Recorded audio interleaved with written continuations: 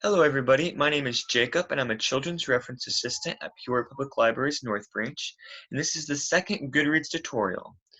So if you have not seen the first Goodreads tutorial, I recommend that you stop this video now and go on over to Katie B's presentation on how to create your own Goodreads account. If you've already created your own Goodreads account, we'll go ahead and get started by going up with a refresher on how to sign in. So if you go up to the right hand corner, you click on the email address. You can go ahead and start typing in your email address. As you can see, mine populated below. Yours may not do that, or yours may. If this is the first time you are signing in, then it may not, then it would not populate. And if you don't want it to populate, then all you do is deselect this check mark right here that says remember me. If you deselect that, it will never populate an email for you. So then we'll go ahead and you can go ahead and type in the password.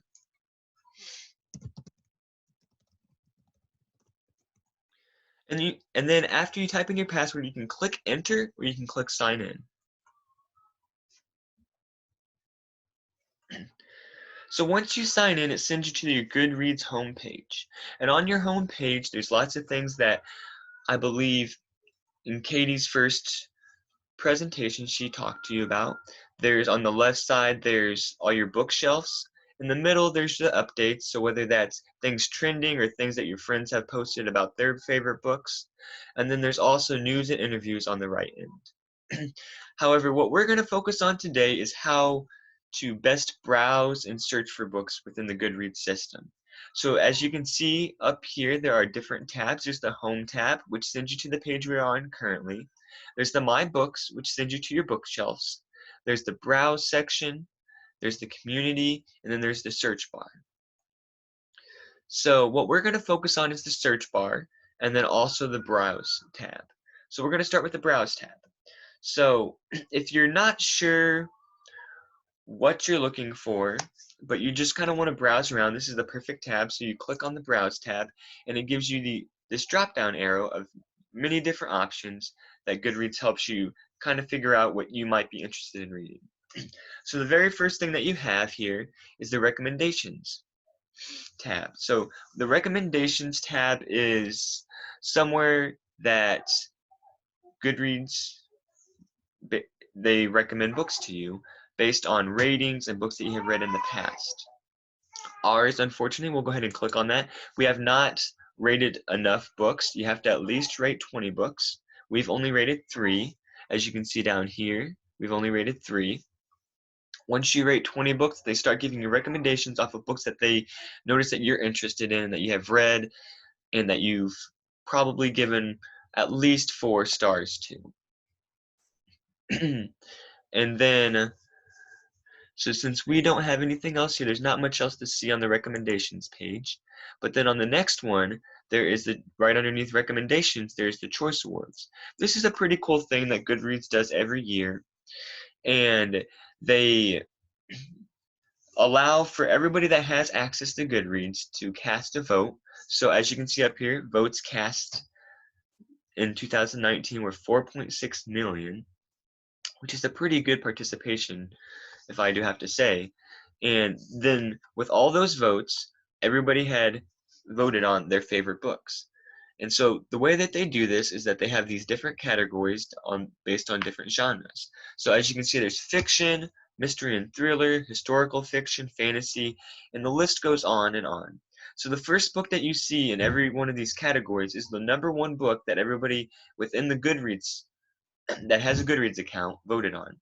So for instance, say that you like mystery and thriller. So for mystery and thriller, they said that the #1 book was The Silent Patient. However, maybe you read The Silent Patient's summary and you thought it's not really the book. I enjoy mystery and thriller, but it's not really up my alley. Even though everybody else says it's a really good book, I can't really buy in right now, and that's okay. The cool thing about these different categories is it not only gives you the #1, but then if you click on it, it shows you the top 20 books that everybody had voted on. So as you can see, there's The Silent Patient at #1 with 68,821 votes. However, There's also My Sister the Serial Killer as the runner-up, The Turn of the Key, The Lost Man, and Anonymous Girl for the top 5 books. And then there's 20 altogether. So for each category, there are at least 20 different options that you can choose from if you're unsure of what to read, but you want to make sure it's a good book. And that goes for each one of these sections. And as you can see in the top left corner and the top right corner right here, if you decide that you've looked through all the mystery and thriller, or you're not interested in mystery and thriller anymore, you can go ahead and click to the next side, which I just clicked on historical fiction, and then it pops up with the top 20 books of 2019 for historical fiction. So we'll go ahead and go back to Choice Awards, though, just to show you one more thing. So beyond the categories, the other cool thing is that maybe you don't really, like, you've looked through all the 2019 books, or you've read all the 2019 books, or you're just interested in other years. There's also previous years that they have listed for the top the top books of those years. So there's 2018, and it goes all the way as far back as 2011. So that's basically what the Choice Awards is, and that's how they categorize each one to help you browse a little better in your favorite genres. The next thing that they have are the giveaways. So the giveaways are pretty cool as well. They show you what's new, what's popular, but most importantly, all the books that you see in this section, you are able to possibly win. So each author or company or publishing company may be giving away certain number of books for their readers as just promotionals. And the cool thing here is, like, for each book, so Around the Sun by Eric Michael Bovin, you can enter a giveaway. And then so it says you could be one of 20 you could win one of 20 copies. And it's different for each one. So it says one of 20 there. It looks like there's 100 copies available for this one. There's 5 copies available for this one. So the cool thing about this, you see what's new, what's popular, what people are talking about, but then you also get an opportunity to win it for free. So going back to the Browse tab, underneath giveaways is new releases. So we'll go ahead and click on that one, because I know that there's many people that love to come into the library and look at the new release section. That's kind of what you thrive off of, and I'm sure this is a very difficult time for you as well. When you can't go in and see what's the newest book and be able to get it for free from the library, you might have to go shop online or wait with digital copies. And while you're waiting, though, you can use Goodreads to see what the new releases are. So this shows you all the new releases for May 2020. And the cool thing about these is that it does it by genre. So these are the new releases of 2020 for fiction, nonfiction, young adult, children's, and the list goes on. And you can do for the previous month. And the cool thing is you can even go next month. So even though this is May 2020, you can click next month, and we'll wait for the page to load, and you can see June. So you can see books that haven't come out yet that you may be looking forward to. So as you can see here, there's The Vanishing Half, Mexican Gothic, a Burning, You Exit Too Much, You Exist Too Much. All these different books that you could get a head start on by ordering ahead of time or just placing on hold at our library. That way you don't have to wait in line. So then the next thing, which I think is pretty cool as well, underneath new releases, is lists. So if you click on lists, the cool thing about this is that this shows just lists that anybody can make. So a lot of the time it might be Goodreads, it might be authors, but it can also be just people that have access to Goodreads.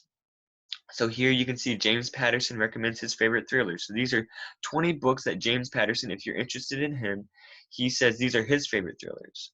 There's also, if you keep going down the lists, there's Best Books of the Decade, 1970s, Best Books of 1000 to 1999 AD, Best Books of the Decade, 1960, Most Anticipated Romance Books of 2019. Then there's popular lists, and then you can click more popular book lists. And so this is also a great way to browse by unique categories that are other than just genre or other than best books. Like these are books that, so for instance, books that everyone should read at least once, or best young adult books. So these are unique and interesting categories that you might not get in a normal list. And the coolest thing I think about this is that not only can these authors and Goodreads and other people create them, but then you can go over here and create them yourself. So maybe there's a list that you think other people that you maybe there's a list of books that you've had on your shelf that you want to share with other people. You can do that right here by putting in the title, the description of your list, and then tagging different things. And then you save it, and then that allows not only you to go back to that section and look at those books, but then other people can share in the stories that you have enjoyed. So then we'll go back to the browse section. So if you've gone through all these things, or if these don't interest you, they're still too specific. Then you also have the explore option on browse. So what the explore option is basically just a fancy way of saying browse, because all it is it takes this toolbar right here, this search bar right here, puts it down here, lets you be search by title, author, genre, or all. It also gives you future news and interviews.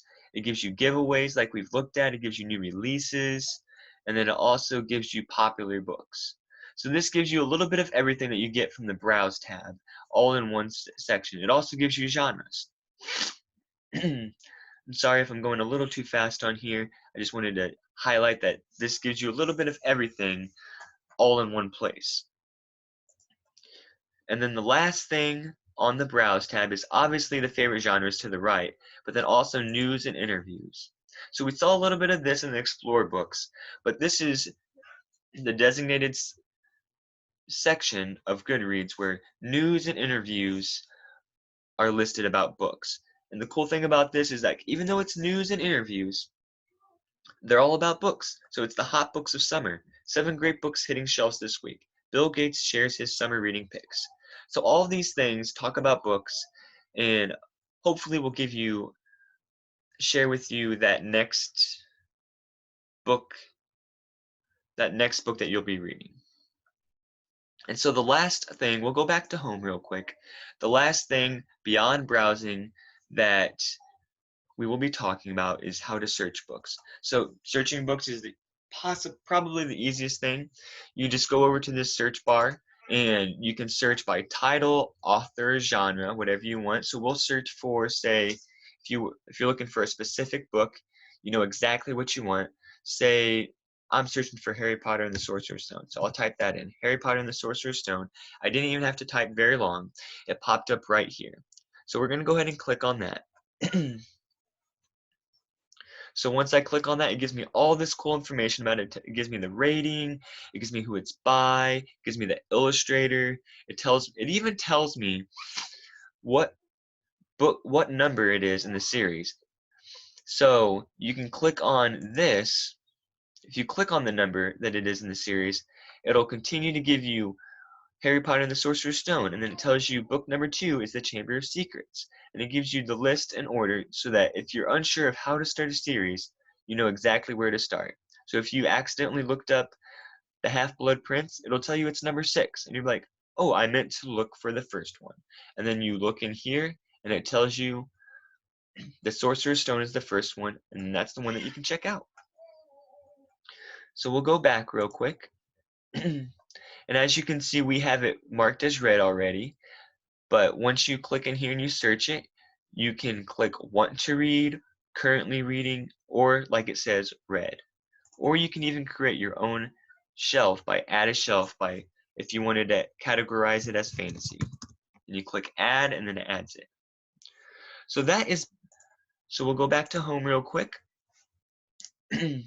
So that is everything that you need to know for whether you're browsing books or searching for books on Goodreads. I hope that this was helpful, and I hope you guys have a great rest of your day. All right, thank you.